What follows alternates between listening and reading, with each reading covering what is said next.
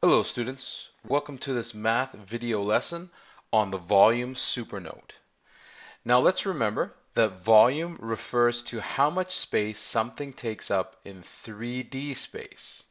Now whenever we're talking about volume, we're talking about three dimensions. So let's look at section A, volume of cubes. So let's have a look at this 3D diagram we have here.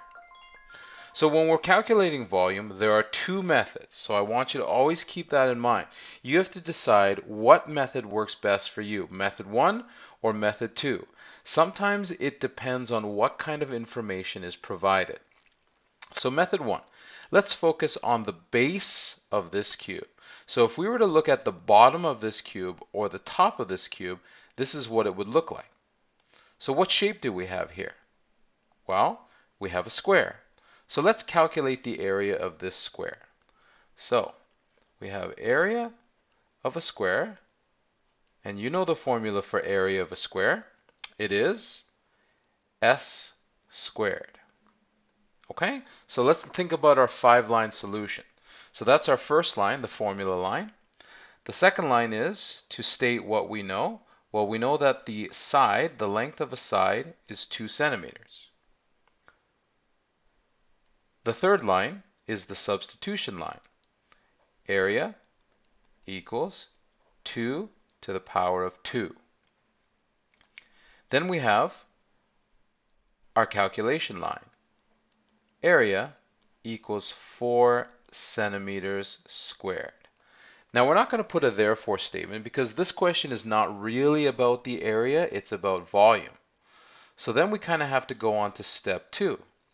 Now let's focus on its height.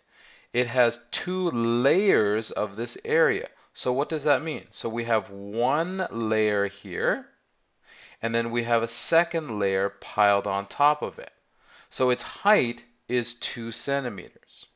So we have a new formula that we can use here, and that is volume equals area of the base times the height. So that's our formula line. Our second line is our information line. Well, the area of the base we just calculated up here, which is 4 centimeters squared. We know that the height is 2 centimeters because it has 2 layers of that area. Third line is our substitution line.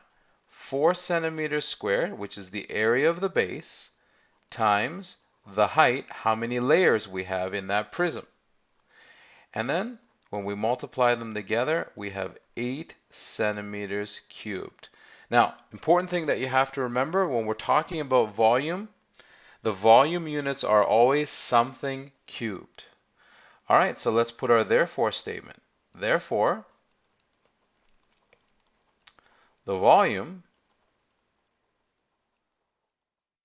of this prism, we could call it the cube, it doesn't matter. The volume of this prism is 8 centimeters cubed. Okay, so that's method 1. Now method 1 really works well when you're already given the area of the base. So let's talk about method 2, which is probably the method you learned last year.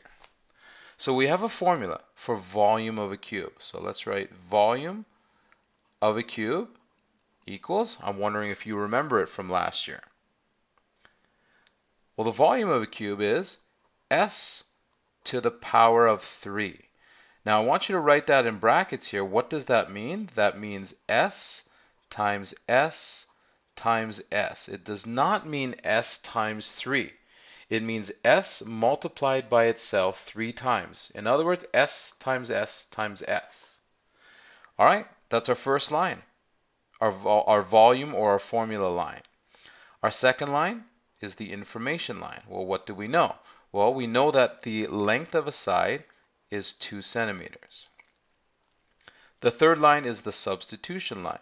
Volume equals 2 to the power of 3. 2 centimeters to the power of 3. So what does this mean? That means 2 times 2 times 2. Our calculation line, 2 times 2 is 4. 4 times 2 is 8. So we have 8 centimeters cubed. Remember, volume is always going to be some type of units cubed. So let's write our therefore statement over here. Therefore, the volume of this cube or prism is 8 centimeters, 8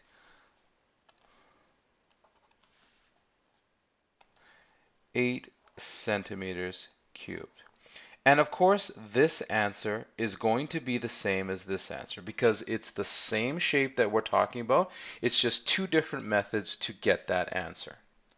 Okay, so this concludes this video lesson on volume of cubes. Thanks for watching. Bye.